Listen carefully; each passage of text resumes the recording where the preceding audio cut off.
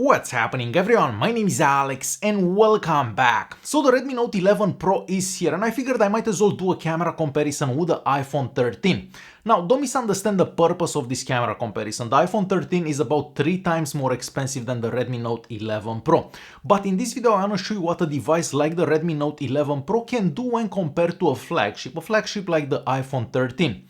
So throughout this video we're gonna see a variety of pictures that I took during the day and of course at night. We have portrait mode pictures, we have zoom pictures, we have pictures taken with the ultra wide lenses, we have sample videos and much more.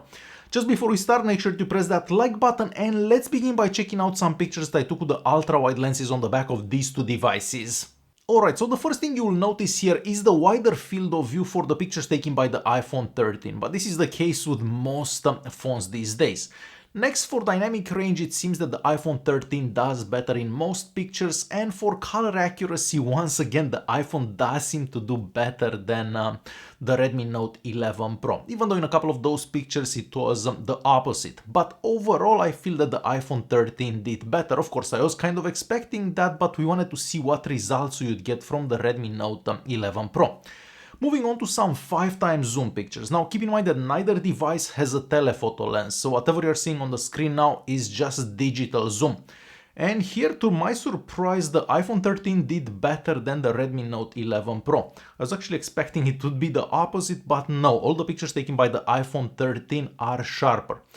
So yeah, there you have it, ultra wide pictures and zoom pictures with these two devices. Which one do you prefer for those ultra wide pictures and which ones do you prefer for those zoom pictures? Definitely leave a comment and let me know. Next we're gonna move on and check out some portrait mode pictures. Now these pictures were a bit difficult to take, mostly because we had the light coming from behind the subject, so not ideal conditions for any phone basically, but both devices did okay under the circumstances, I feel. Now for edge detection, it seems that the iPhone 13 did a bit better than the Redmi Note 11 Pro, but overall I kind of prefer the colors that we got from the Redmi Note 11 Pro. Alright, and next we're gonna move on and check out some pictures that I took with the main cameras on the back of these two devices. And of course, all the pictures that I took are taken about a second apart from each other and on auto mode. Here, for picture sharpness, I couldn't really tell the difference between the two, but for dynamic range, it seems that the iPhone does better in most pictures. As for colors, in some situations, the iPhone 13 does better, so it has the more realistic colors. In some situations, the Redmi Note 11 Pro has the more realistic looking colors, but it depends on the picture and where you take it, of course. So I'm gonna let you guys watch a few more pictures and I will be right back.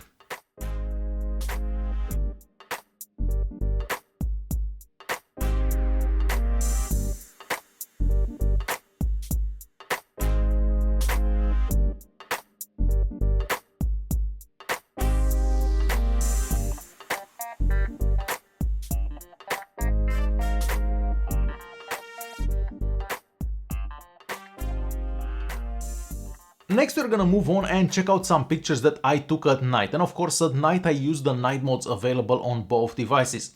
Now with the Xiaomi Redmi Note 11 Pro, you can only use the night mode if you're using the main camera to take pictures. If you're using the ultra wide camera, the night mode is not available. With the iPhone 13, of course, you can use the night mode for the main camera and the ultra wide camera. So I'm only gonna show you pictures that I took with the main cameras using that night mode. Now here, if there are street lights around, the Redmi Note 11 Pro doesn't do bad. The pictures turn out quite decent. Of course, the iPhone 13 does better even in those pictures, but for a budget-friendly phone, I feel that the phone doesn't do bad for nighttime pictures. Now, in situations where it's darker and we don't have as many street lights around, of course, the Redmi Note 11 Pro doesn't do as good. So the pictures become quite dark and also grainy, and the iPhone 13 does better in those situations as well. Overall, for a budget-friendly phone, I don't feel that it does bad, but compared to the iPhone 13, of course, the iPhone 13 does better. Okay, and it's time to check out some sample videos that I've done at night and, of course, during the day with both devices. Now, if you open the camera app on the Redmi Note 11 Pro, there are no settings for image stabilization. So the phone doesn't actually support image stabilization, not to mention that the maximum recording resolution is 1080p at 30 frames per second. I was actually expecting more considering that the regular Redmi Note 11, so the cheaper version, can record in 1080p at 60 frames per second, but not this one. Now, when you're filming something, on the screen the footage actually doesn't look shaky at all, and it kind of gives you the impression that you have image stabilization available. But in reality, when you check out the footage on the computer, well, there is no image stabilization. So kind of disregard my talking in those videos. It doesn't seem like there is any image stabilization available. So I'll let you guys watch those sample recordings and I will be right back.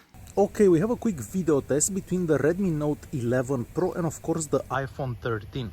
Now, the maximum recording resolution for the Redmi Note 11 Pro is 1080p at 30 frames per second with the main camera. That's the camera that we are currently using.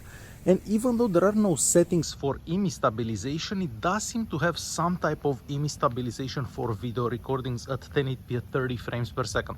Of course, with the iPhone 13, I could record in 4K at 60 frames per second, but for this particular recording, I've done 1080p at 30 frames per second. So I'm gonna walk a bit faster just so you can see how that image stabilization works.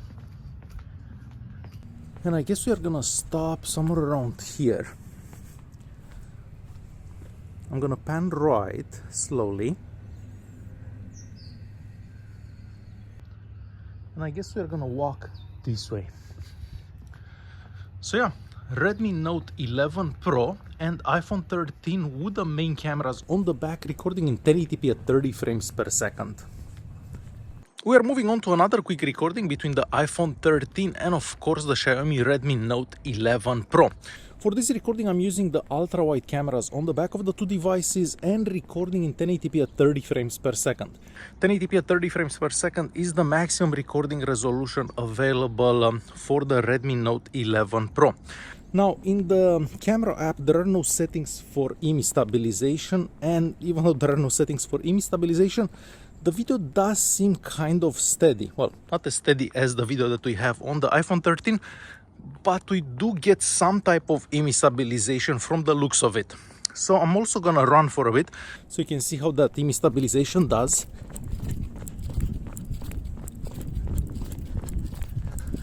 I guess we're gonna stop somewhere here. I'm gonna pan right slowly.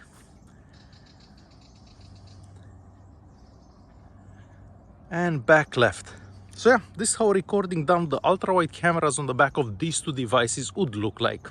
Okay, and we are moving on to another recording done with the front-facing cameras on the iPhone 13, of course, and the Xiaomi Redmi Note 11 Pro. Once again, the maximum recording resolution for the Redmi Note 11 Pro with the front-facing camera is 1080p at 30 frames per second, where with the iPhone 13 we could do 4K at 60 frames per second. Even though there are no settings in the camera app to turn on the image stabilization on the Redmi Note 11 Pro, it seems that the video is kind of steady. We're just gonna spin around and I guess we'll walk this way for a bit. So yeah, this is how a recording done with the front-facing cameras on these two devices would look like on a somewhat cloudy day, I'm gonna say. Okay, we have a quick recording in low light between the Xiaomi Redmi Note 11 Pro and the iPhone 13. The maximum recording resolution for the Redmi Note 11 Pro is 1080p at 30 frames per second, where of course with the iPhone 13 I could do 4K at 60 frames per second. Now at 1080p at 30 frames per second, it seems that we have some type of image stabilization on the Redmi Note 11 Pro, even though there is no setting in the settings there for that. But from the videos that I've seen, it seems that we do get some type of image stabilization. So I'm just gonna stop here. Actually, let's walk to the middle here. It gets a bit darker around here. And I'm gonna pan left slowly.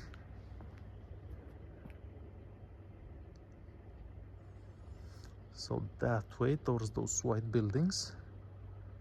And back right. So this is how recording done with the main camera on the back of these two devices would look like at night.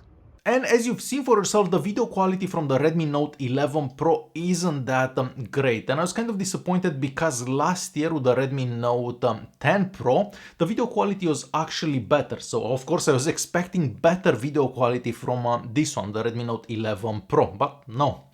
So last year's phone had better video quality in my opinion. Alright, next we're gonna move on and check out some selfies. Of course, I have some daytime selfies and some nighttime selfies. And here, once again, the iPhone 13 does seem to do better. So the selfies haven't actually changed from last year. I remember the Redmi Note 10 Pro from last year had somewhat similar selfies. So not a lot has changed for selfies.